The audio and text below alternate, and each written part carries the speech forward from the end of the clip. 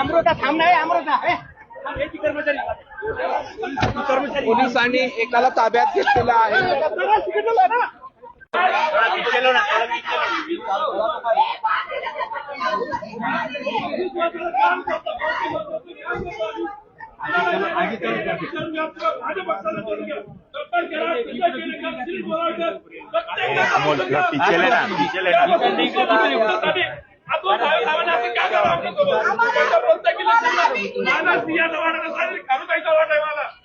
प्रत्येक गोष्टीमध्ये मी मंडळाचा प्रत्येक पक्षाचं काम जबाबदारीने पार पाडलेलं आहे. मी पक्षाचा पदाधिकारी आहे.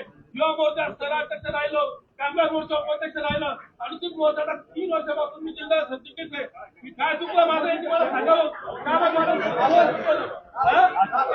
राहुल खाली करणार आमचा निष्ठावंत काय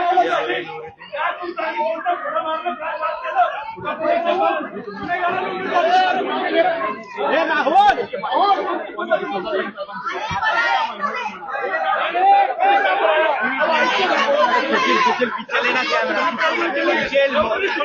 सुशील पीछे ले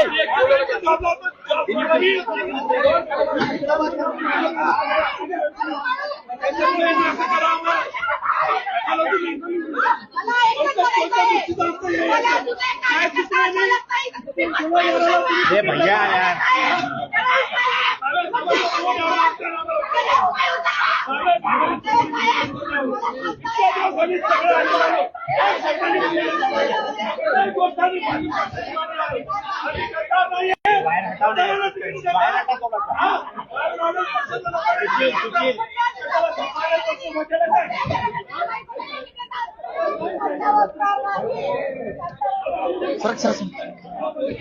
सरका पळा पळा पळा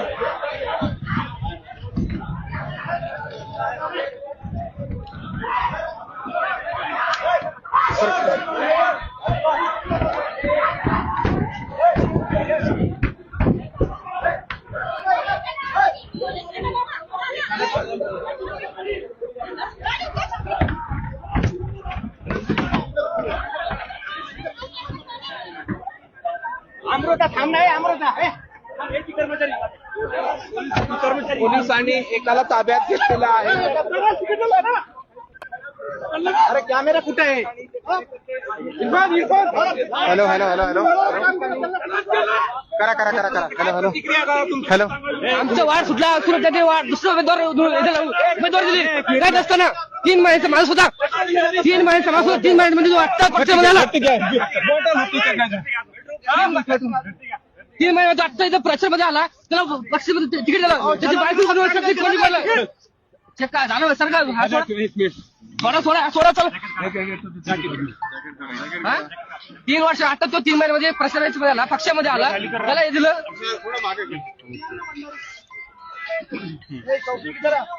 जरा पोलिसांना बळाचा वापर करावा लागेल.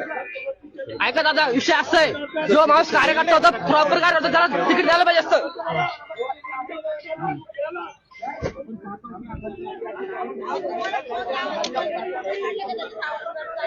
आपण पाहत असाल तर या ठिकाणी संतप्त झालेले भाजपच्या कार्यालयामध्ये ज्यांना उमेदवारी मिळालेली नाहीये ते उमेदवार आपल्या ठिकाणी पाहायला मिळत आहेत. तर दुसरीकडे ही जी गर्दी जमलेली आहे या गर्दीचा अर्थ हा होतोय की कुठेतरी आता एक न्यायाची मागणी करतात कारण आम्हाला उमेदवारी देण्यात आलेली नाही असं ते बोलतात. तर या ठिकाणी तपासणी देखील केली जाते कुणाकडे काय काय आहे. या ठिकाणी पोलीस अधिकारी आहे. पोलिसांना बळाचा देखील वापर करावा लागलेला आहे. छत्रपती संभाजीनगरातील भाजपच्या प्रचार कार्यालयामध्ये हा संपूर्ण प्रकार पाहायला मिळतोय. तर थेट या ठिकाणी जर पाहत असाल तर आक्रमक झालेल्या कार्यकर्त्यांनी थेट आम्हाला डावललं जातंय आम्हाला न्याय मिळत नाही अशी भावना जी आहे ती व्यक्त केलेली आहे. आणि छत्रपती संभाजीनगरमध्ये हा संताप जो आहे तो या नेत्यांचा पाहायला मिळतोय कारण छत्रपती संभाजीनगरमध्ये अनेक दिवसांपासून निवडणुकीची तयारी केली जात होती. मात्र ती तयारी केली जात असताना कुठेतरी निवडणुकीची तयारी जी होती ती पूर्ण झालेली आहे मात्र तिकीट मिळत नाही डावललं जाते असं बोललं जातंय. तर भाजपच्या कार्यालयामध्ये भला मोठा पोलिसांचा बंदोबस्त जो आहे तो देखील तैनात करण्यात आलाय. या ठिकाणी एक महिला जी आहे ती देखील या ठिकाणी पडलेली आहे. तिला देखील इजा झालेली आहे. तर या ठिकाणी ही महिला संताप व्यक्त करते कारण हिला उमेदवारी मिळालेली नाही असं तिचं म्हणणं आहे. छत्रपती संभाजीनगरमध्ये भाजपच्या कार्यालयामध्ये हा संपूर्ण प्रकार सुरू आहे. पाहत असाल तर या ठिकाणी महिला देखील एक ज्वलनशील पदार्थ देखील या ठिकाणी एक व्यक्ती घेऊन आलेला होता आणि त्यांनी अंगावर टाकण्याचा प्रयत्न केला. मात्र पोलिसांनी धावत पळत जाऊन हातातील बाटली हिसकावून घेतली आणि या ठिकाणी अनुचित प्रकार जो होता तो रोखलेला आहे. मात्र छत्रपती संभाजीनगरमध्ये पाहत असाल तर भाजपच्या कार्यालयामध्ये पोलिसांनी छावणीचं स्वरूप या ठिकाणी दिलेलं आहे. आपण थेट त्यांना विचारूया, दादा काय सांगाल, का नाराज आहात तुम्ही, काय म्हणताय? साहेब यांनी आम्हाला पक्षाचे आम्ही सक्रिय सदस्य आहेत, एक निष्ठावंत असून आमच्या सोबत यांनी असं करायला पाहिजे का? तुम्ही सांगा. लोकांना तुम्ही विचार करा, भाजप कसा खेळ खेळतोय ते. साहेबांनी आपण पाहत असाल तर अशा प्रकारे तो नावरण्याचा प्रयत्न केला जातोय. संताप जो आहे तो छत्रपती संभाजीनगरमध्ये व्यक्त केला जातोय. तर एक महिला देखील या ठिकाणी जखमी झाली, महिला पोलीस देखील. आणि या ठिकाणी जो आहे तो कार्यकर्ते पदाधिकारी आहेत ते आक्रमक झालेले आहेत. तर नाराज झालेले हे पदाधिकारी आता थेट मंडपमध्ये घुसण्याचा प्रयत्न करतायत. त्यांची अशी भावना आहे की अनेक दिवसांपासून काम केलं मात्र आम्हाला कुठेतरी डावललं जातंय. तर या ठिकाणी पाहतो आपण हे पदाधिकारी कार्यकर्ते भाजपच्या कार्यालयामध्ये आक्रमक होऊन या ठिकाणी घुसलेले आहेत. त्यांनी आता मागणी केली आहे की आम्हाला न्याय हवा. आपण पाहत असाल ते पदाधिकारी थेट मंत्र्याला भेटण्यासाठी मागून घुसण्याचा प्रयत्न करतायत, कारण मंत्री महोदय जे आहेत ते त्यांच्या केबिनमध्ये आहेत. त्यांच्या केबिनमध्ये प्रवेश दिला जात नाहीये. मात्र आज घुसण्याचा प्रयत्न जो आहे तो या ठिकाणी केला जातोय. हे पाहत असाल तर मंत्री महोदयांची गाडी या ठिकाणी लावलेली आहे. मंत्री महोदयांच्या सुय सहाय्यकाला देखील या ठिकाणी हा व्यक्ती जाब विचारतोय की आम्हाला न्याय का दिला जात नाहीये. पाहत असाल तर या ठिकाणी यांना समज घालण्याचा प्रयत्न केला जातोय, समजणूक करण्याचा प्रयत्न केला जातोय. ते मात्र मंत्र्यांच्या गाडीकडे हा पदाधिकारी आलेला आहे, न्यायाची मागणी करतोय. पोलिसांनी देखील त्या पदाधिकाऱ्याला अडवलेलं आहे. त्या ठिकाणी ठिय्या आंदोलन करतो हा कार्यकर्ता. या ठिकाणी मंत्री महोदयाची गाडी आहे. मंत्री महोदयाच्या गाड्यासमोरच खासदारांची गाडी आहे. खासदारांच्या गाडीसमोर हा व्यक्ती बसलेला आहे आणि या ठिकाणी तो घोषणाबाजी करतोय. तर त्यांना विचारूयात काय त्यांची भावना आहे, कारण अनेक दिवसांपासून ही निवडणूक कुठेतरी लढायची आहे, ही तयारी करत असताना कुठेतरी न्यायाची मागणी करत आहे. तर त्यांना विचारूयात काय सांगाल तुम्ही, काय एक निष्ठपणे मी तर काम करून माझ्या स्वतः असं होत असेल, बाकीच्या लोकांनी कसं करायचं? तुम्ही बाहेरच्या उमेदवाराला येणाऱ्याला तिकीट देता, 10 वेळा पक्षात येतात जातात लोक, त्यांना तिकीट देता, गुन्हेगार लोकांना तिकीट देता. आमचं चुकलं काय? आमचं कॅरेक्टर चेक करा, आमच्या पक्षाचं काम चेक करा, तुम्हाला जे चेक करा ते करा. पण आमच्यासोबत तुम्ही असा अन्याय करायला नको होता. आणि करायचं असतं तर आम्हाला जे उत्तर द्या तुम्ही काय केलं म्हणून. तुम्ही आमच्यासोबत न्याय करायलाच हवा.